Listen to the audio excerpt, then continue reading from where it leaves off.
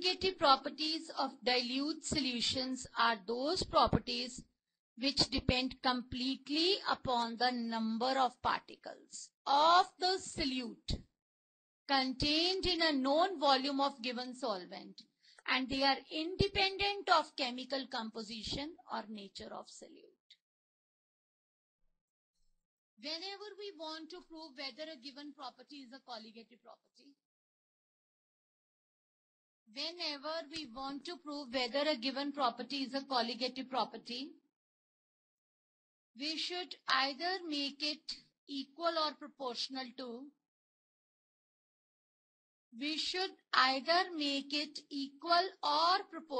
to,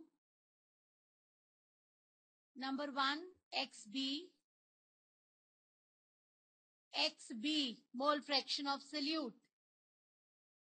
We should either make it equal or proportional to xb, that is mole fraction of solute. Number two, छोटा m, molality. मैंने ऊपर common लिखा दी ना ये line, equal और proportional to. Number three, number of solute particles. समझ आ गई मेरी बात? ओके. हर कॉलिगेटिव प्रॉपर्टी में आप दो दो डेरिवेशंस करोगे. एक ये प्रूव करने के लिए कि ये चीज एक कॉलिगेटिव प्रॉपर्टी है.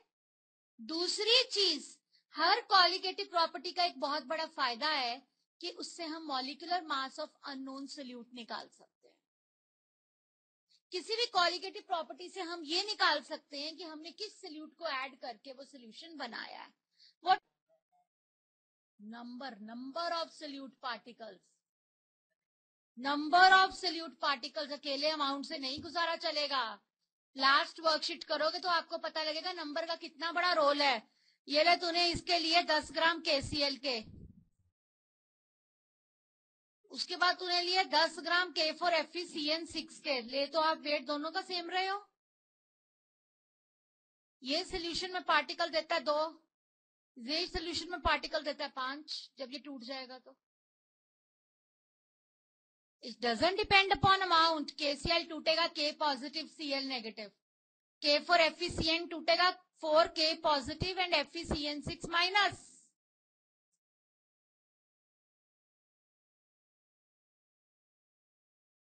Do you agree with it?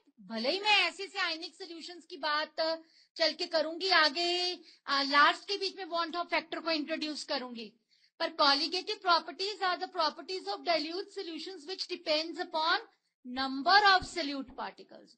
Azeotropes के क्या 3 मेन पॉइंट मैंने बताए थे?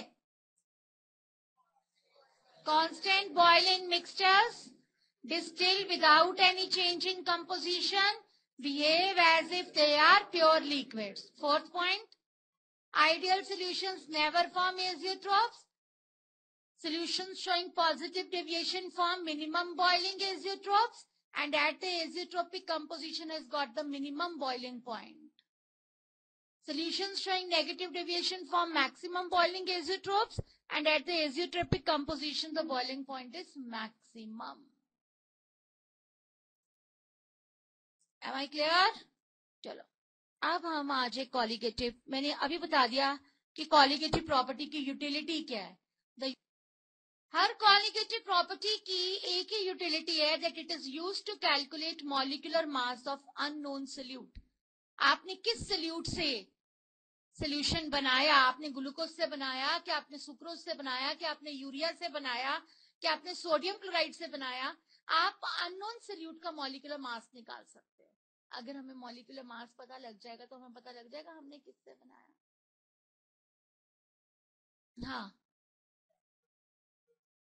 हाँ जी, आपको पेपर में क्वेश्चन आया था, चारों प्रॉपर्टीज में से सबसे बेस्ट प्रॉपर्टी कौन सी है? क्यों? मैंने पढ़ लिया था सवाल. चारों प्रॉपर्टीज में से सबसे बेस्ट प्रॉपर्टी MB को डिटरमिन करने की है ऑस्मोटिक प्रेशर, क्योंकि इन तीनों की वैल्यू आती है 0.03 डिग्री, 0.05 डिग्री. इतनी थोड़ी आती है कि थर्मामीटर देखते देखते पता ही नहीं लगता कि इतना सा टेम्परेचर हुआ है. ऑस्मोटिक प्रेशर एक ऐसी वैल्यू है जिसके साथ आप एक सफिशिएंट वैल्यू आती है जिसको आप डिटरमिन कर सकते हो. दूसरी चीज, इसमें आप इतना ज्यादा बॉइलिंग पॉइंट तक ले जाते हो, इसमें फ्रीज कर देते हो कि प्रोटीन्स वगैरह का तो तुम मॉलिक्यूलर मास डिटरमिन ही नहीं कर सकते, वो बॉयल करने से डीनेचर ही हो जाते हैं। बुकलेट में क्वेश्चन है, which colligative property is the best property and why? Out of all the colligative properties, which is the best colligative property to determine molecular mass of unknown solute and why? यही था ना? आपको colligative, आप क्या chapter पढ़ रहे हो? Chapter क्या है? चैप्टर का नाम क्या है? अब सॉल्यूशंस के चैप्टर में एक बारी सॉल्यूशन बनाया शुगर से, दूसरी बारी सॉल्यूशन बनाया यूरिया से, तीसरी बारी सॉल्यूशन बनाया KCl से, चौथी बारी सॉल्यूशन बनाया सोडियम क्लोराइड से। Colligative properties are the properties of dilute solutions. कौन सी colligative? I hope you have got my meaning, what I mean it. Colligative properties किनको कहते हैं? Colligative properties कितने तरीके की हैं? पहले colligative properties पता लग गया सबको? Okay. चलो relative lowering of vapor pressure को अब ये करते हैं। इतना सब बच्चों को समझ आ गया था, PS is less than P naught. That concept was clear. Is that clear? This is, let me tell you one thing. सुनो पहले ध्यान से. Relative lowering of vapor pressure is a colligative property. PS क्या था? मतलब समझो, vapor pressure of solution. P naught क्या था? Vapor pressure of solvent. मैंने पढ़ाया था कि जब solution बनाते हो कुछ solute particles थोड़ी सी जगह occupy कर लेते हैं और बाकी जगह solvent को उड़ने के लिए कम मिलती है. As a result of this, vapor pressure decreases. That is vapor pressure of solution. It means P naught minus PS is known as lowering. This thing divided by P naught is known as a relative lowering. It is not lowering, it is a relative lowering of vapor pressure, which is a colligative property. Lowering nahi, it is relative lowering of vapor pressure, which is a colligative property. और ma'am आपको कैसे पता लगा? क्योंकि हमने इसको XB के बराबर प्रूफ कर दिया. चलो अब हम ये प्रूफ, ये डेरिवेशन करेंगे. Let us make a solution of two components A and B in which B is non-volatile. According to Dalton's law,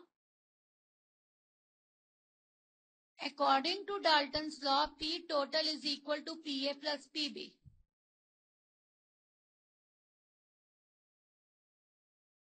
As B is non-volatile,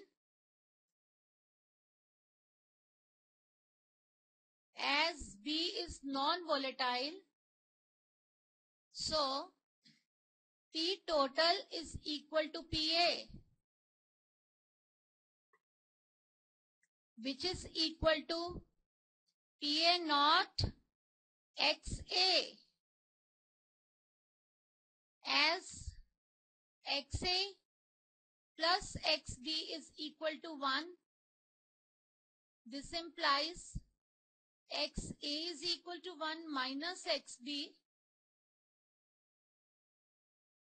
This implies P is equal to PA naught 1 minus XB. This implies P is equal to P naught, क्योंकि A का pure का ऐसे भी लिख सकती हूँ, minus P naught XB. This implies P naught minus P is equal to P naught XB. This implies P naught minus P upon P naught is equal to XB, where T naught is equal to vapor pressure of pure component, P is equal to vapor pressure of solution, and XB is known as mole fraction of solute. समझ आ गई मेरी बात सबको? अब हमने इसको prove कर दिया. दिस इज नोन एज, लिखो नोट में, लिखो P naught minus PS is lowering of vapor pressure. P naught minus PS is lowering of vapor pressure. P naught minus PS upon P naught is a relative lowering of vapor pressure. This is known as the relative lowering of vapor pressure. Its main application of all the colligative properties is molecular mass of unknown solute. अगला question हमारा क्या होना चाहिए कि इस colligative property से आप MB कैसे निकालोगे. Let's start it. P naught minus PS upon P naught is equal to XB. ये तो थोड़ा बहुत अगर आप लोगों को नहीं कहा जाए तो क्लास कैसे चलेगी. Upon P naught is equal to, this is equal to NB upon NA plus NB. अब आप इसके आगे की सारी चीज ध्यान से सुनना सब बच्चे, वो हमारा मेन मुद्दा बनेगा सब्जेक्टिव न्यूमेरिकल्स के लिए. यहां तक मैंने ठीक लिखा? क्योंकि तुम्हारे मन में जो क्वेश्चन आना है उसका आंसर थोड़ी लेट आना है. For dilute solutions up to 5%, for dilute solutions up to 5%, NB is very very less than NA. लिखो, this can be ignored in comparison to NA. This implies P naught minus PS upon P naught is equal to NB upon NA. This is equal to WB upon MB into MA upon WA. And this implies MB is equal to WB upon WA into MA into P naught upon delta P. अब पहले सभी मेरी बात यहां के बाद ध्यान से सुनो, लिख लो पहले पूरा. हर कॉलिगेटिव प्रॉपर्टी की एक यूटिलिटी है. इस कॉलिगेटिव प्रॉपर्टी की यूटिलिटी है that it is used to determine molecular mass of unknown solute. ये colligative property molecular mass of unknown solute को डिटरमिन करने में हेल्प करती है. ये जो मैंने डिराइव किया, पहले आप सबको ये समझ में आ गया? Is that clear? बोलिए.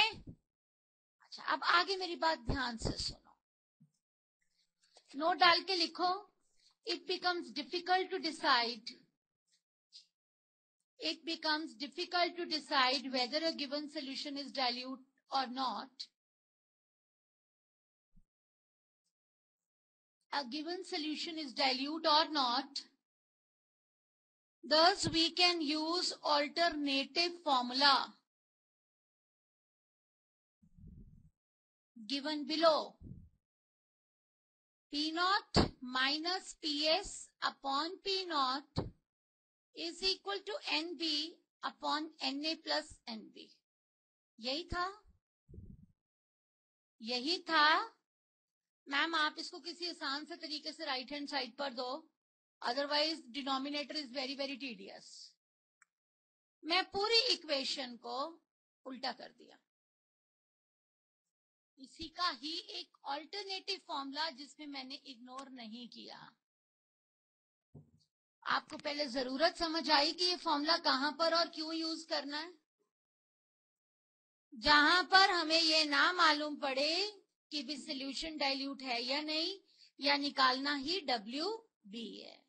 ये याद हो जाएगा. This is alternative formula. PS upon P naught minus PS is equal to NA upon NB. आप ये याद कर लो.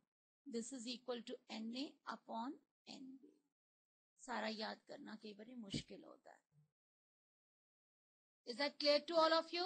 और इसको याद करने का आसान तरीका है P naught minus PS upon PS is equal to NB upon NA. सिर्फ इतनी चीज का फर्क है बस. जो तुम्हारे पास इग्नोर करके आया था वो आया था P naught minus P S upon P naught is equal to N B upon N A. जो बिना इग्नोर किए आ रहा है सिर्फ इतनी बात का फर्क है बस, और कोई फर्क नहीं है। और मैं अभी बहुत क्लियर कट शब्दों में ये बात बता रही हूं that this formula is to be used जब हमने डिनोमिनेटर में एन बी को इग्नोर कर दिया। अगर आप डिनोमिनेटर में इग्नोर नहीं करते, ये बात पता लगी, जब आपने डिनोमिनेटर में एन बी को इग्नोर कर दिया, अगर आप डिनोमिनेटर में इसको इग्नोर नहीं करते, डिनोमिनेटर में इग्नोर हम कब नहीं करेंगे, अगर वो सोल्यूशन डाइल्यूट नहीं है या हमें निकालना ही डब्ल्यू बी है। हमारे फॉर्मूला में सिर्फ एक इतनी सी मॉडिफिकेशन आती है और कोई मॉडिफिकेशन नहीं है पहले वाले फॉर्मूला से। लेकिन आपको कैसे पता लगेगा कि आप वो डाइल्यूट है या नहीं, इग्नोर थोड़ा ना करोगे फिर। डब्ल्यू बी आ तो दोनों में से किसी, हर चीज ही दोनों में से किसी भी फॉर्मूला से आ जाएगी, लेकिन आप इस फॉर्मूला में ये चीज अज्यूम करके चल रहे हो that the solution is dilute, then you are ignoring this NB in comparison to Na. If solution is not dilute, solution 100 ग्राम है और उसके बीच में 20 ग्राम सोल्यूट है, तो वो डाइल्यूट थोड़ा ना, तब आप इसको इग्नोर थोड़ी ना करोगे। तब भी अगर आपसे कोई चीज फाइंड करने को दी जाती है then you will use this formula. दोनों फॉर्मूला में अंतर सिर्फ किस चीज का है, डिनोमिनेटर वाली वैल्यू का, और किसी चीज का डिफरेंस नहीं है। Am I clear to all of you?